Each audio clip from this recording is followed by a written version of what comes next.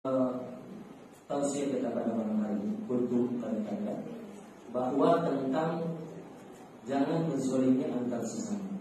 Saya ambil ini hadis ya dari kitab Sa'alan dari karya Imam An-Nawawi. Dan hadis ini bersumber dari Abu Dzar Al-Ghifari. Ya. Kenapa dikatakan Abu Dzar Al-Ghifari? Nama beliau ini aslinya Jundub bin Junabah. Ya, Jundub bin Junabah radhiyallahu anhu. Kenapa panggilannya Abu Dzar? Karena anaknya Dzar. Dan kebiasaan zaman-zaman dahulu sahabat tabi'in memanggil seseorang itu dengan nama anaknya. Dan Nabi kita Muhammad SAW dipanggil kunyahnya adalah Abul Qasim. Karena nama anak laki-laki yang pertama itu Qasim dari istri Siti Khadijah radhiyallahu anha. Kemudian Abul Ibrahim dari Maria al-Qibti jadi semua nama-nama sahabat itu dinamakan atas nama anaknya Abu Dzar Al-Ghifari. Al-Ghifari adalah suku yang ada di kota Madinah Al-Munawwarah. Nah, hadis ini dari beliau yang beliau dapat dari Nabi Sallallahu Alaihi Wasallam, dan Nabi meriwayatkan hadis ini dari Allah Subhanahu Wa Taala. Berarti hadis yang disampaikan oleh Nabi adalah hadis qudsi. Ya, perkataan Allah yang redaksinya dari Nabi Sallallahu Alaihi Wasallam. Apa yang pertama dari 10 yang akan disampaikan oleh teman-teman ini? Yang pertama kata Allah SWT, ya ibadi inni haramtu zulma ala nafsi wa ja'altuhu bainakum muharraman fala tazalamu. Wahai hambaku, kata Allah SWT, aku sesungguhnya telah mengharamkan kezaliman atas diriku, dan aku telah tetapkan di antara kalian semua.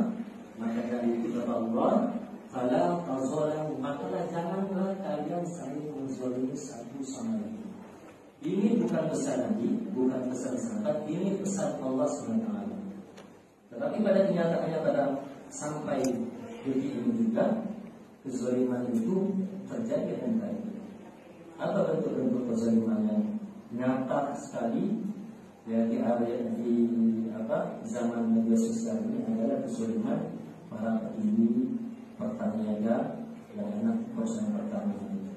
Bagaimana mereka dengan zalimnya ya menzalimi kita semua rakyat Indonesia ini dengan mengkorupsi uang 193 triliun itu untuk 1 tahun. Dan korupsi ini berlaku hampir 5 tahun. Itu yang pertama. Kemudian ibu-ibu jelas tahu semuanya tentang minyak kita yang harusnya 100 mili ya menjadi 750 atau 900 mili.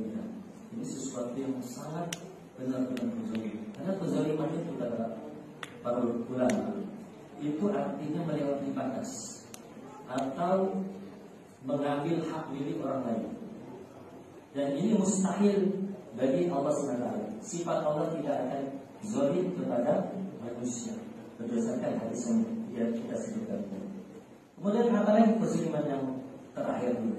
Kezaliman tentang pejabat-pejabat pemerintah menandatangani kebijakan di pusat, terutama tentang iblis reduksi, kemudian leader dan lain.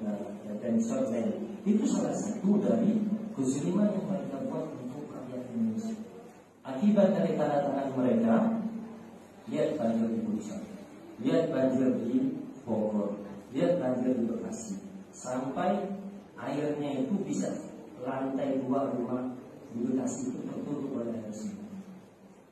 Dan kata Allah SWT di surah ayat 30, wa ma asabakum min musibah fa bima kasabat aydikum wa yafu an katsir. Semua musibah yang kita terima sekarang ini Bapak Ibu, akibat dari pemimpin-pemimpin kita itu, akibat tangan-tangan orang-orang yang zalim kita. Dan kita kena semua. Dan Allah banyak memaafkan kesalahan-kesalahan kita. Bayangkan kalau ada kesalahan-kesalahan pimpinan kita atau diri kita sendiri, Allah kasih bentuk bisul aja di makhluk kita. Biasanya kita akan sedikit antara satu sama lain. Tapi banyak Tuhan kasih, Allah banyak memaafkan kesalahan-kesalahan kita.